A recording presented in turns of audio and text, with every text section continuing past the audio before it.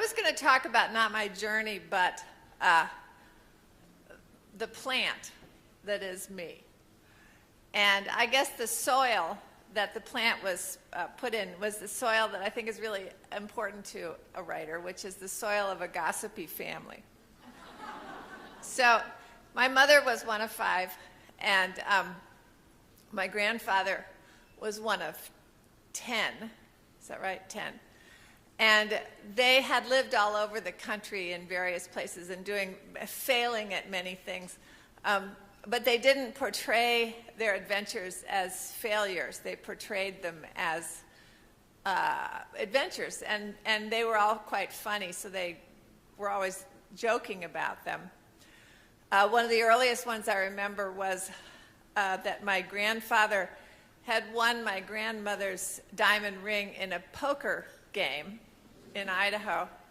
And my grandmother was doing the dishes, and the diamond ring went down the drain of the sink. And then everybody would go, ha, ha, ha, ha, ha.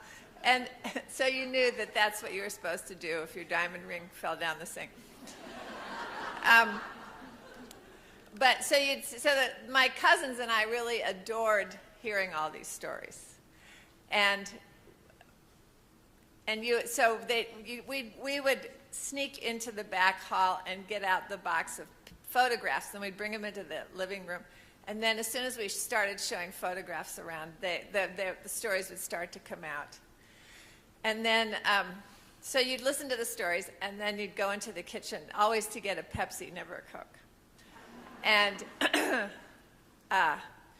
then somebody would come into the kitchen and say, no, that's not how it happened. This is how it happened. And then you'd get an earful of somebody else's interpretation of what had happened. And I think that was, for me as a novelist, that was really essential, because it gave me insight into the way that, first of all, the gossip gave me insight into the way that people talk about their lives and tell stories about their lives. And second of all, it made me realize that everybody had different versions, and the different versions really depended on the characters, the internal sort of characters of those people. And the one always doing the correcting was my Aunt Jane, who was sister number 2. And I realized that one of the jobs of sister number 2 is to tell everybody that they're wrong. That happened with my children. No, I was an only child for a while. That happened with my own children, too. Sister number 2 was always, no, that's wrong, that's wrong. So that was the sprout. And then I went off. I, too, had one of those weird adolescences where, fortunately, I want my son to help me write a book called The Blessings of ADD. I would have been bullied if I had been paying attention.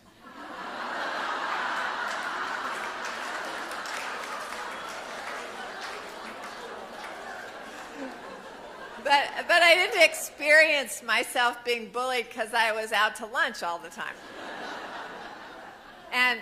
But I had a good education, and we read a lot of great stuff in high school, like David Copperfield, Giants in the Earth, and a Shakespeare play every year. And so I felt I had a good education. And then I went off to college, and I got to Vassar, and there were people there who weren't bullying me.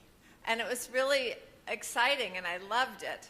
And because of when it is, I think that this was a particularly wonderful time to have aspirations as a writer. And that is because all the boys I knew, except my boyfriend, who was a 6'10" Marxist basketball player from Casper, Wyoming, and he was too tall to be drafted.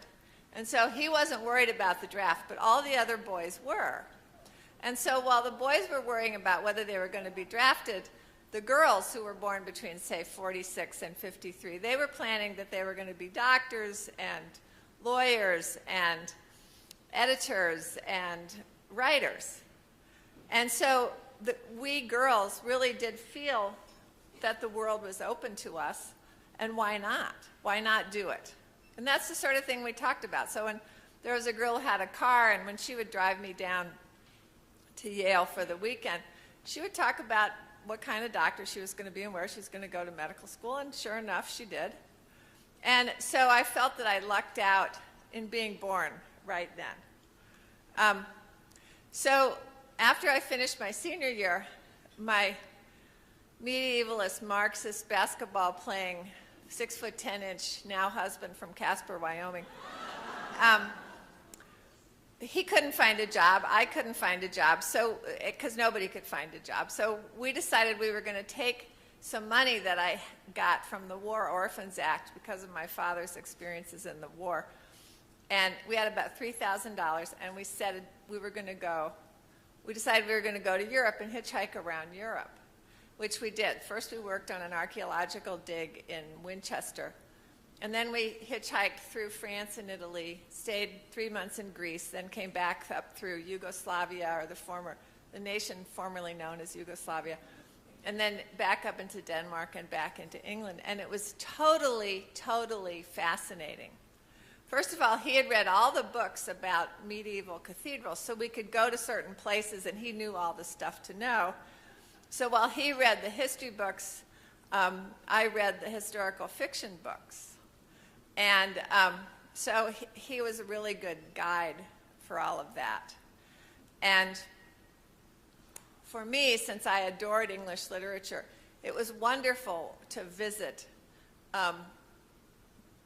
like the Yorkshire moors and places where these books that I had loved were set. And to sense these writers living in certain places and looking out at those places and writing about them. And I kept a journal, and I wrote a lot of letters, but I hadn't been a good student. And so John, he applied. He was going to go to graduate school, he thought, in medieval history. And so we decided we were going to apply to the University of Virginia and the University of Iowa. And he got into both, and I didn't get into either one.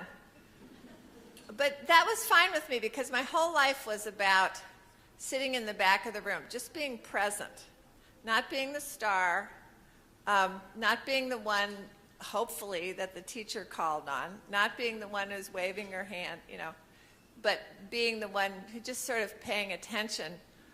And so he got into both, and we chose Iowa because you could get from Iowa to Wyoming in about a day, whereas it would take way longer to get from Virginia to Wyoming. So that's why we chose Iowa. And when I got there, I was still writing, I was still interested, but I wasn't in any program. And we lived, the house we found to live in was 30 miles west of Iowa City, outside of a town called Wellman, near a town called Kinross. And at the same time that we were living here, and I loved to walk around and look at the farm fields and look at the landscape and watch what was going on. And at the same time that we were living there, a book called The Closing Circle came out, and there was a lot of talk about farm chemicals and pesticides, and we were drinking from the well